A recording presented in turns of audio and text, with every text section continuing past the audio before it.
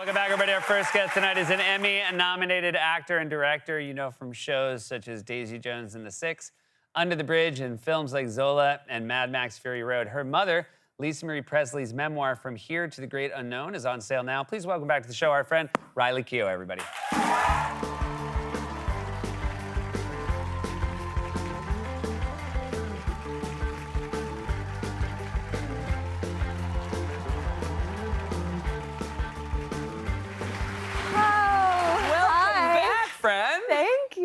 I want to talk about this memoir because I feel like it must have been quite an emotional undertaking. Yes. But you did something that required a great deal of courage that I would not be able to muster. You appeared at the Chanel fashion show. I did. And but on like a swing. Yep. Like above a crowd. Yep. How did they get you up there? Well, they gave me a harness and I clipped myself in and they raised it up. Now, I wouldn't be able to do anything other than like, don't fall, don't fall, don't fall. But you also had to sing. Yes. So you were singing in a birdcage on a swing. Yeah. In France. In France. In a cape. You know what? We rehearsed so many times that by the time we did it, it was pretty... Oh, that's like, good. I felt very comfortable, yeah. I mean, I guess you're in Mad Max, so you've done stuntier things. I've done some harness stuff, yeah. It's not your first harness. That's right. It's not my first harness. You also did an interview with Oprah, which aired last night. Yeah. And you're the best maybe to ever do interviewing Oprah. But I mean, the second best. Oh, thank you very much. Wait, I'm assuming you meant me. Of course. It'd be so funny if you were like, Kimmel? No. Oprah? You're my favorite. I don't do any of the interviews. Thank you very much. This is my fifth today, but... Okay, your fifth interview today? So you're like slap happy and you've lost your mind. I've lost my mind. But you know what? This feels like somewhere I can come and relax. Yeah, just it's the end of the day. It's the end of the day. It's on so no one's awake. Like if you have any stress about like who's watching, it's Nobody. the people in this room. I was and curious people about that. Fallen asleep. Certainly not me. I missed my own Oprah special last night. You couldn't even stay up for that. Couldn't stay up. Well, that's all right. I get it. It's exhausting. But like, is it? I would imagine it's like a little nerve-wracking to get interviewed by Oprah, especially when you're dealing with like something as emotional as memoir. Yeah. But I guess your mom and Oprah had a closeness. They did. They had a relationship. She interviewed her a few times, so like she came to our house, and like I was familiar with her, so it wasn't like a total stranger. So that was good. Well, that's good. Yes. So this is a very novel undertaking for a memoir. Your mom had started this book, I guess, over the course of years. Mm-hmm. Came to you sort of right before she passed away and basically asked for your help in finishing it. Yeah, that's right. And what was your first reaction when she came to you with that request? Well, she just kind of, I think she just didn't, she wasn't someone who liked talking about herself. And so I think she hit the point where she was kind of like, I don't want to keep talking about myself and I don't know how to complete this and I don't know what the sort of voice is, I guess. And can you help me? And, she said, you know me more than anyone else knows me, and would you help me finish it? And I said yes, but I wasn't really thinking, much of it, and then she passed away like a month later. And so obviously you had this giant responsibility. Yeah. She did record a ton of tapes. Yes. Where she was telling her stories. What was it? I mean, I can only imagine how, listening to a parent telling stories on tape would be emotional no matter what. Yeah. But after they recently passed away, how was that? It was incredibly emotional. But then there were times where, at first it was difficult. And then once I was hours into it, it kind of just became a different thing. And there's really funny stories in there as well. So it was kind of, it was all of the emotions. Was she sort of the kind of parent who shared her life with you? Were you hearing things for the first time, or had you heard a lot of these stories over the years? No, it's funny. I've been asked that, and there wasn't really anything in there that I hadn't heard.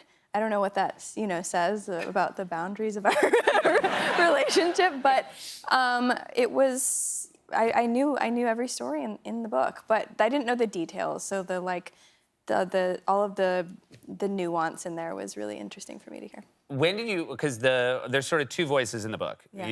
You write in her voice, and then you sort of step out, And you make it very clear you're talking as yourself as well. When did you realize that was going to be the narrative structure you wanted to use for this book? Kind of right away, because there were a lot of tapes, but there were these big holes. And I was a little bit apprehensive because it's her story, and I kind of didn't want to make it my, about me. And but then there was kind of no other option other than me kind of filling in these gaps. So it felt like the only way. This is fascinating to me, that Graceland is a place that your mother would stay, you had stayed, but it's like while it was an active place that was hosting tours. Yes. So how this worked is, it wasn't like all the time. There were some nights where she wanted to stay there and she would bring us with her. And the tours start in the morning and they end at 4. So if we were to stay in the house, Elvis's room and my mother's room are not part of the tour. So we would stay upstairs and have to wait, basically. We'd get stuck until the tours were over. So if you didn't get out before 10? If we didn't get out before the tours began, we were stuck until like 5 p.m. That's like the weirdest hotel. It's like, checkout's 10. California. If you miss it, checkout's 5. I know.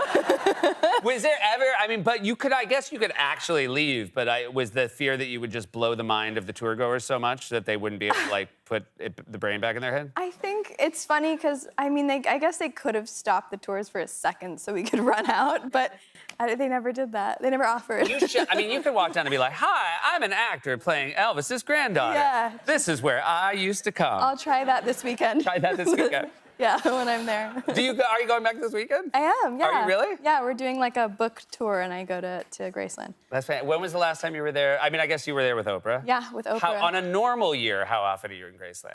At the moment, I've been going a lot. Before my mom passed, once or twice. Gotcha. Yeah. Mm-hmm.